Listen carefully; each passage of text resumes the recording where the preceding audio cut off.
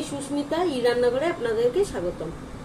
আজকে আমি চিংড়ি মাছ ছাড়ানো দেখাচ্ছি আপনাদেরকে। তো এই চিংড়ি মাছ মালাইকারির জন্য হবে, তাই জন্য আমি বড় চিংড়ি নিয়ে এসেছি। তো প্রথমেই আপনারা এই শিরাটা ছাড়িয়ে নেবেন। এই যে মোটা সুর, এটাও ছাড়িয়ে নেবেন। চোখ দুটোকে এইভাবে হাত দিয়ে ছাড়িয়ে নিতে পারেন, বা বটি দিয়ে আপনারা মাথাটা কেটে বাদও দিতে পারেন। কিন্তু চিংড়ি মাছের মাথায় যেহেতু টেস্টটা বেশি থাকে, অতএব চিংড়ি মাছের মাথাটা কিন্তু রাখাটাই কিন্তু বাঞ্ছনীয়। তো এই যে দেখতে পাচ্ছেন, আঁশগুলোকে আপনারা এইভাবে হালকা হাতে ছাড়িয়ে নিতে পারবেন খুব সুন্দরভাবে। তো আমিও কিন্তু হালকা হাতেই ছাড়িয়ে নিচ্ছি মাছগুলো।